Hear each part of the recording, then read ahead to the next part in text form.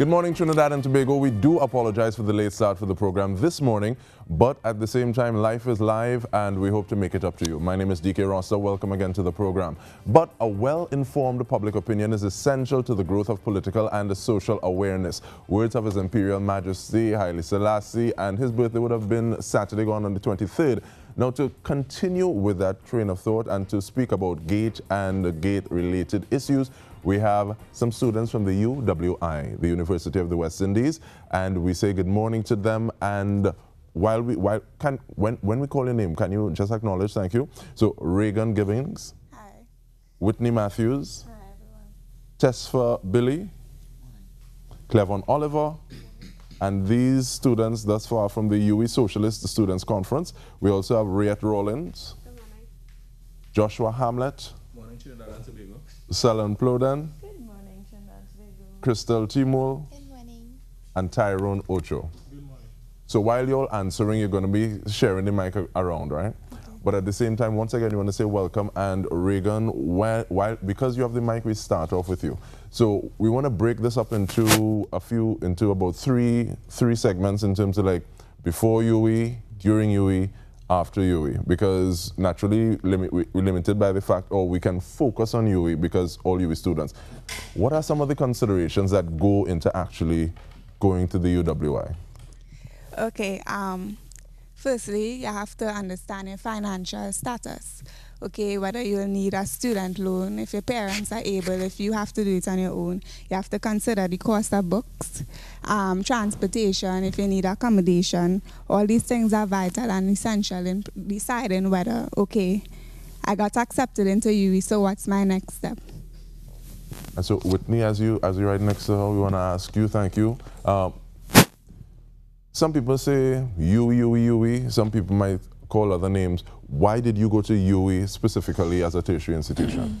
Well, me personally, I wanted to attend UWI to expand my thought, basically, to not just be educated and to get a tertiary education, to get a job, but, you know, to become a critical thinker, to, you know, think outside the box, be more innovative, learn new things outside of, you know, the customary, you know, business degrees and lawyer degrees, doctor degrees, you know, and get more into social activism. That was my purpose in going UWI. All right, so we'll pass it on to Selon at the same time. Thank you. Hello, yes. I'm a particular case. I actually went away and did a first degree, and I came back and chose UWI. UWI has a pretty high standard of education, believe it or not. I could compare. I came back here and I find it's even more difficult here at UWI. And I had a hard time. I studied in Europe, so it's a pretty high standard of education. That's why I chose it, and yeah. Is there anyone who actually wrote SATs? I did. Okay. Yes. And I'm wondering whether or not anyone wrote SATs but decided to go to UWI. Oh, no. I wrote SATs and decided to go to Europe. Yes. Okay. I just did it as a backup. Now, some people, they talk about they don't necessarily want to go that far from family. Reagan, you pointed out that one of the things that people need to look at is financial considerations. You can continue, thank you. I'm wondering, what kind of prices are we thinking about when we say UWI and school fees? Okay, well, I guess back to Reagan, thank you. Okay, speaking for myself, someone who resides at home, all I have to really consider is the cost of books, transportation, and food. For someone who is renting or staying on hall, I don't know if anyone wants to speak with that cause. And we can pass it around everybody. Well, good morning again, Trinidad and Tobago. And well, for me, being from South and the traveling to come to classes every day would be a bit tedious, so I decided to rent alongside with my brother. Well, he's not able to be here today, but all the fees taken into consideration is come up to a pretty kind of high lump sum, because then you have to take into consideration, you have to pay rent, and then you have to buy groceries, which will last about a month between my brother and myself.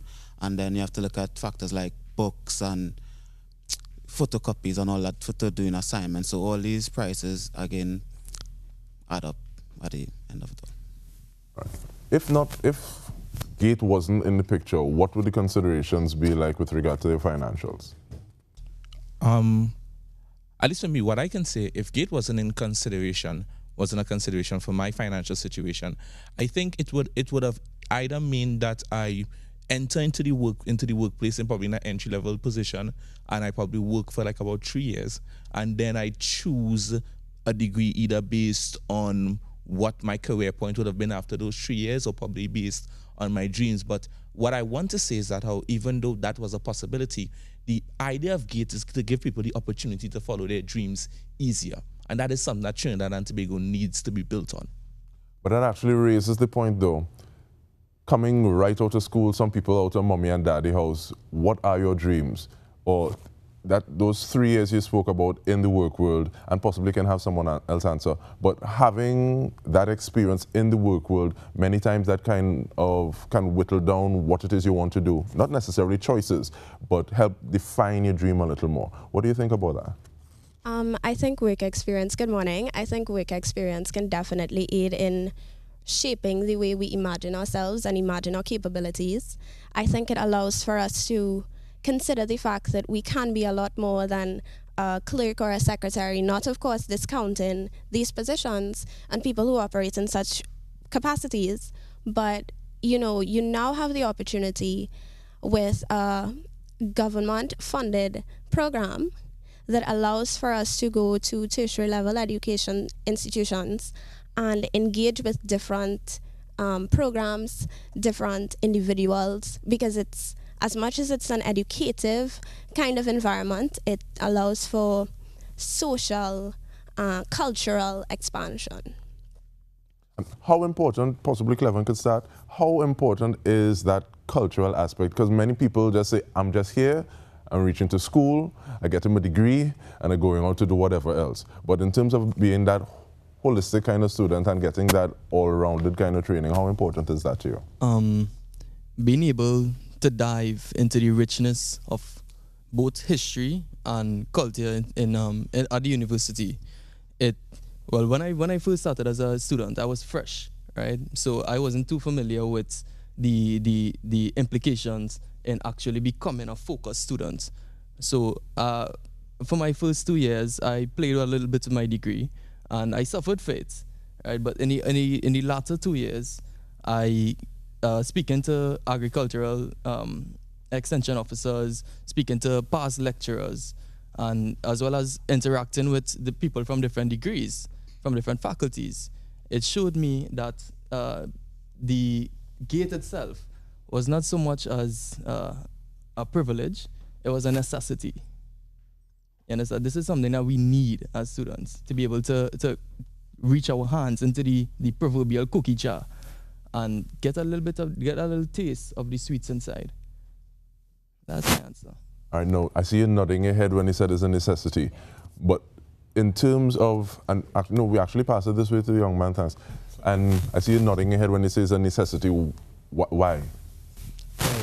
It kind of relates to the previous questions you asked about why enter into the, good morning, why you enter into the university. And my take on that is that I actually was considering going into the working world from secondary school education, but my parents thought it was a good investment to further my education into tertiary.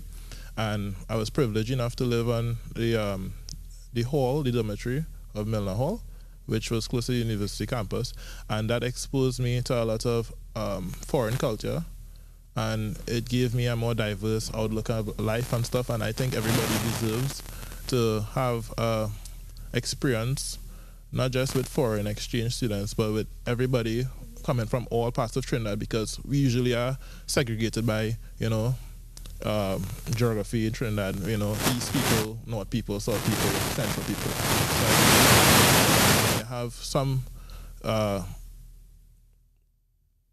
do you call it? Instead of individual kind kind of experience is a holistic kind of country, because I feel like if in my country when I'm in UWI, rather than just being in an isolated spot and calling it a South man, you know, understand?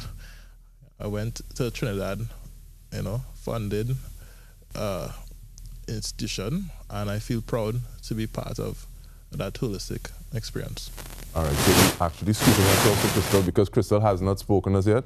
So while the microphone is going to you, I want to ask what your UWI experience has been thus far. My UWI experience has been very interesting. My first year, you know, I am from South, so adjusting to life on campus and, you know, trying to be independent and still be a student at the same time because, you know, no mommy to cook for you when you want. So it was very interesting. My second year, I thought it would have been easier, but it wasn't. You miss home more. But all in all, there's a motivation that guides you when you know that your country invests in your education, and as well that you have like family supporting you. There's motivation to continue. All right, no, I'm just tossing it out because everyone has spoken already, but I'm wondering what is the importance, because you spoke to it in terms of having that kind of integration and that regional kind of vibe and thrust. You also spoke to having a mix and making sure that people from different parts of the country are able to interact. How important is that interaction, both on a national and a regional level? Okay, for me, being at UWI, I was exposed to a lot of different cultures, a lot of people, and I got to understand persons. You know, we have these ideologies and misconceptions of different cultures, and when you actually sit and reason with the person, you get to understand, okay, this person is just like me, and we are here for the same cause.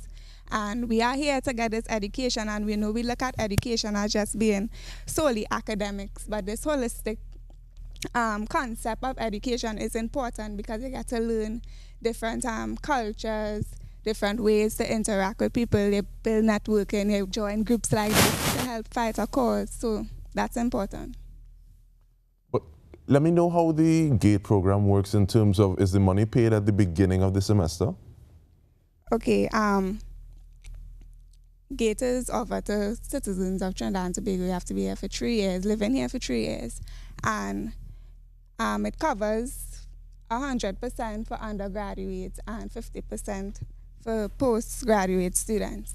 And when you apply online, you await clearance, and they cover the cost of your tuition for your first semester. You apply again for your second semester, and so it goes. And speak, please.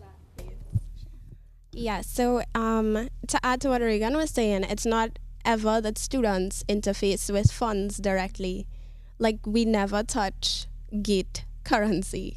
You know, you send in your application at the beginning of each semester within the academic year, and the institution, on the behalf of the students, would allot the funds, depending, of course, on the degree program, the level of study, whether at undergraduate or postgraduate level. Okay. Yeah, just for clarification. Definitely. How many people in undergrad? How many people in Okay, every postgrad student. Fingers crossed. Right. What are you thinking about right now? Thinking about being a prospective postgrad with GATE and without GATE? Well, there is definitely a lot of anxiety as it regards where GATE stands now and where the debate is at, because it is proposed that a third of the tuition cost for undergraduate degrees be paid by the students, and the rest would be funded by the government, as well as 100% coverage by the student for postgraduate study. Now, the program I wish to do, which is the MSc in Gender and Development Studies, while it is one of the less expensive courses offered at the postgrad level, it is still quite expensive when, in terms of looking at my household and the incomes that, you know, have to negotiate schools for myself as well as my little sister who is going into Form 2, in terms of transportation, food, you know, general cost of living expenses.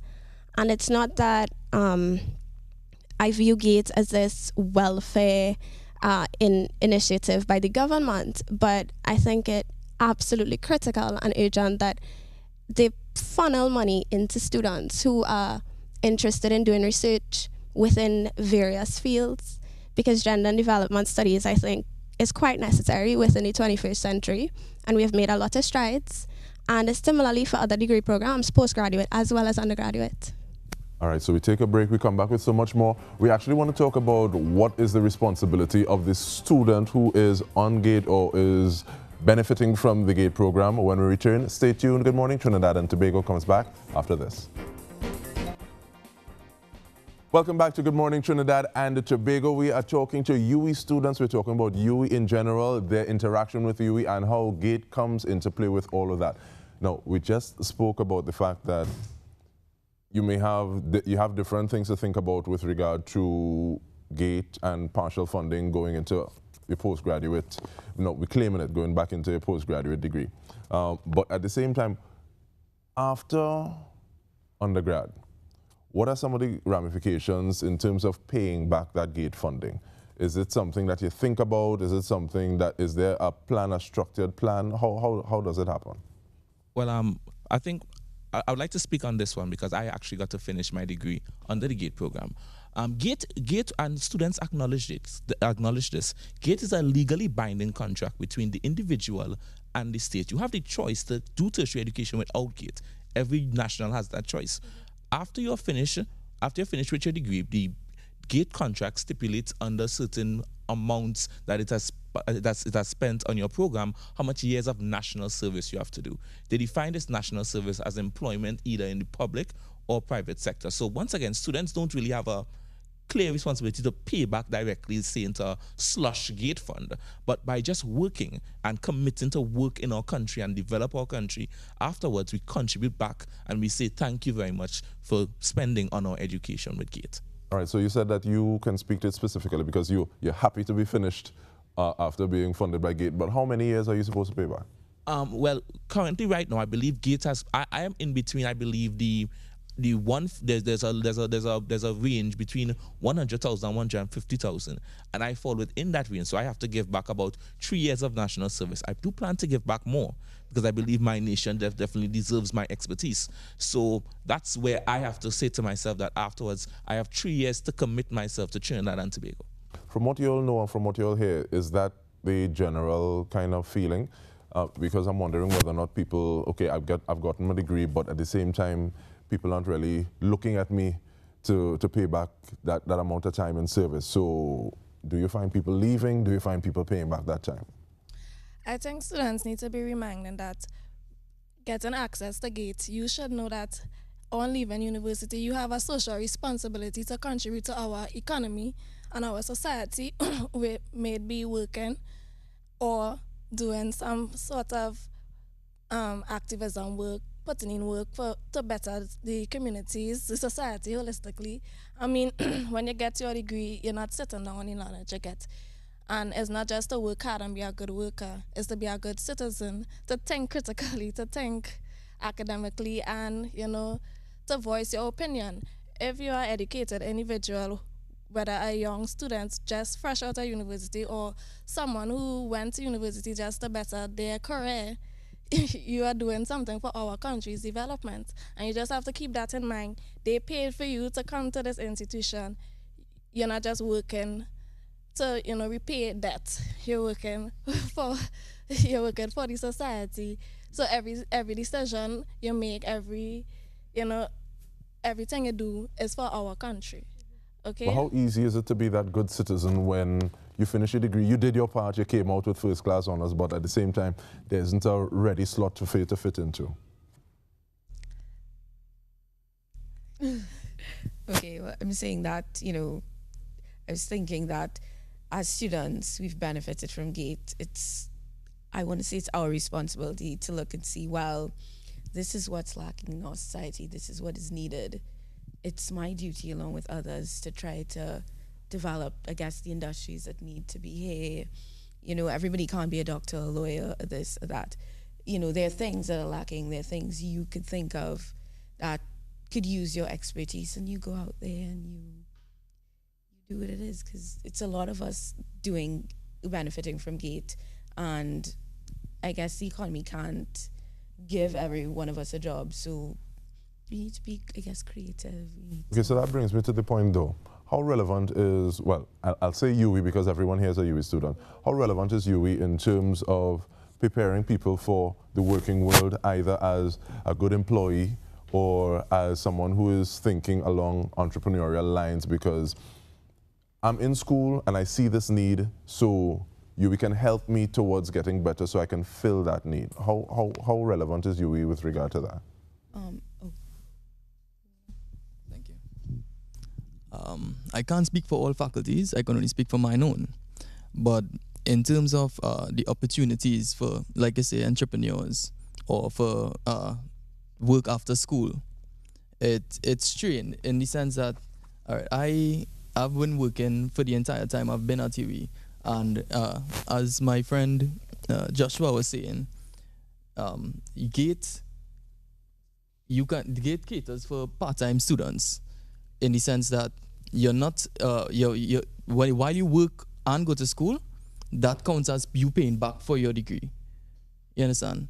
So, but however, I'll say this: when it is you leave and there is no job, no slot for you to fit in, as in the market is saturated, where you have secondary school students leaving and filling up the job in which you were supposed to get. What are you to do? You know, now you're faced with the choice: free tuition or eating and living. You understand? So that is, as a farmer, somebody now coming out of UWI and looking to make my name, it's difficult because I don't have access, as a farmer, I don't have access to land, I don't have access to resources, I don't have any money. So yeah, it's either that, free education, or, you know, pay to eat. Is there a middle road? Because I know, like you said, Clevon, you worked and going to school at the same time, but are there anything on the campus that, in terms of internships, on the job training, that happens simultaneously with regard to schooling? If there is, it's on an extremely part-time basis for that summer only. There are establishments on campus that could provide part-time jobs for students in a more flexible manner, but those job positions are often taken by off-campus people who, for example, people who work in a 9 to 5 that the UWI student just can't do. Okay, were you going to answer that? In addition to what Clevon is saying, there's also a very professionally organized system whereby at the end of your university program, there is this, how do you say, indoctrination seminar, a series of lectures that we are invited to, called the World of Work seminar, where, you know, we are encouraged and shown how to write accurate resumes, how to submit. You can submit to your faculty and then they send it out to different employers on your behalf. Also, they invite various companies, ministries, different organizations to come, and there is a, how do you say, career day, and you have the opportunity to be employed in that way. So I think UWI, they try to allow for a an easy transition into the workforce after your degree is completed. Whether or not you get the job is the question. And that, of course, would be due to the saturation in the market, whether or not jobs are available as it regards, well, our current economic system.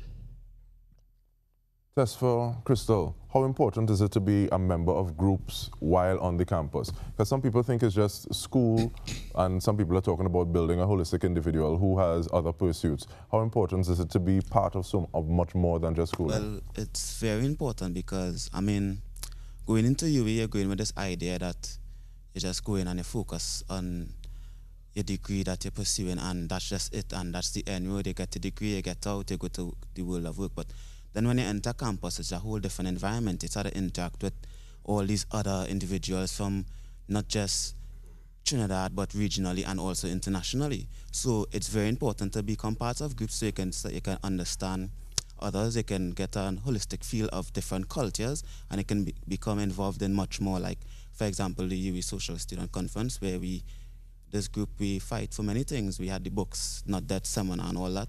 You know, and expands the learning experience and expands your experience even more, and it helps build you not as a productive individual in society economically, but also you'll be able to take others and pave the way for the next generation to come.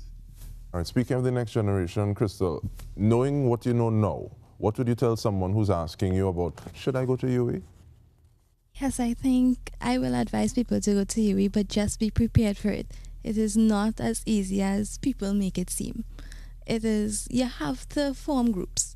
You have to have that support system up here, especially if you're from South, because you don't have family to go home to and say, you know, today was hard. You need that support system. It's very important to form groups. But people, like, we find our way around it. You know, we socialize, we get into our little groups based on our programs. And while on campus, you'll be surprised to know that students we actually sit together from different faculties and have a discussion. So I would advise people to come to University of the West Indies because you get a holistic experience.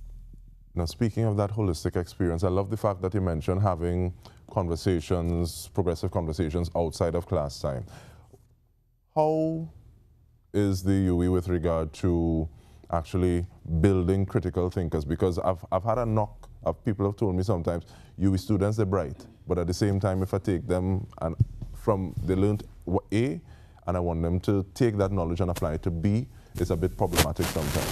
Things like that critical aspect and having those conversations moving forward. How is it?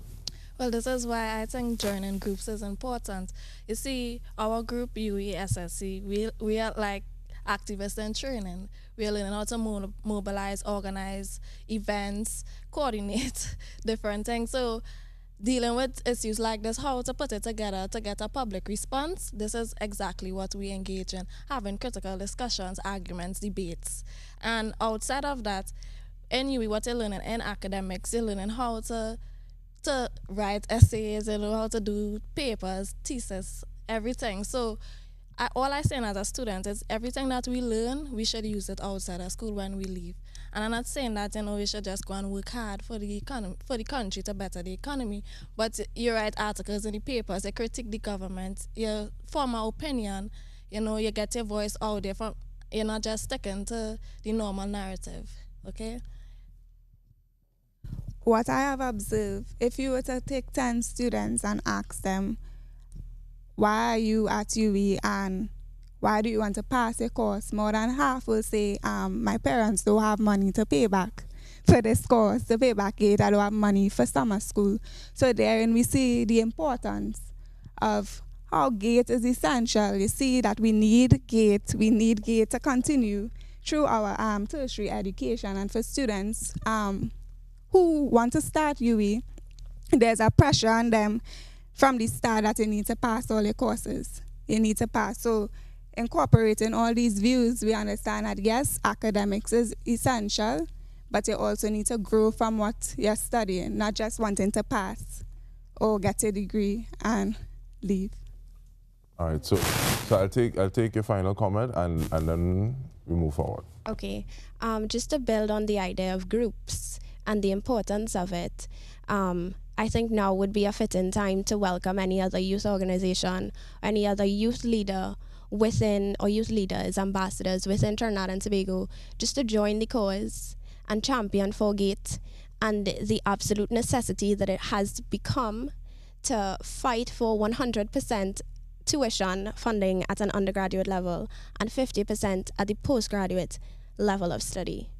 Because it is only through, I think, consolidation and a strong coalition of youth and young people within Trinidad and Tobago, students particularly, can I see this cause being considered and being seen as very serious. You know, the youth voice as necessary and capable of impacting change. All right, so we want to thank you all so much for actually coming and articulating your views. We want to thank Mr.